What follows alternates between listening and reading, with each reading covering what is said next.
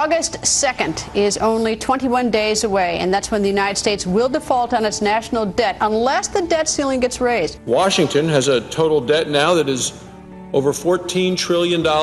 And the government continues to spend more money than it collects. We've got to cut spending. We're borrowing almost 40 cents of every dollar we spend. Can we afford to borrow more? We can't afford more of the failed economic policies. He said, "Don't call my bluff, Eric." Don't call my bluff? Kind of implies a game.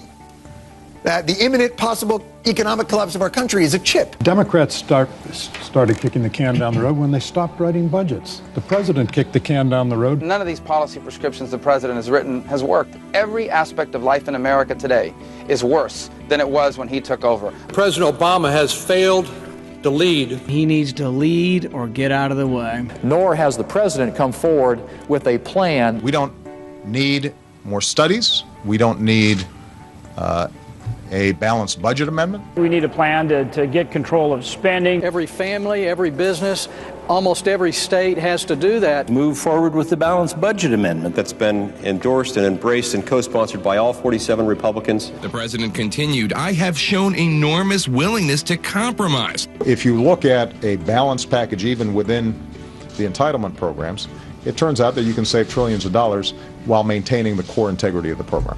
And the retirement age? I'm not going to get into specifics.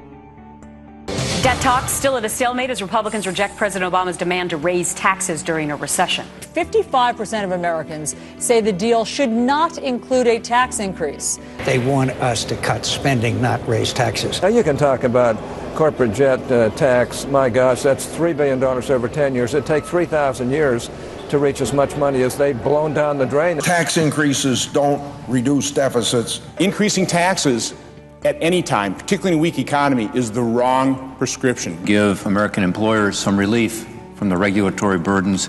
We've got to get our economy back on a strong, dynamic track. We know that what Americans need right now is for the government to make job creation easier, not harder. We owe it to our children and our grandchildren who will inherit what we have done or not done. Well, some good news for President Obama. In the last 3 months, his re-election campaign raised $86 million. The bad news, to get re-elected, he's got to come up with $14 trillion more. Yeah, you got to come up with that $14 trillion, exactly.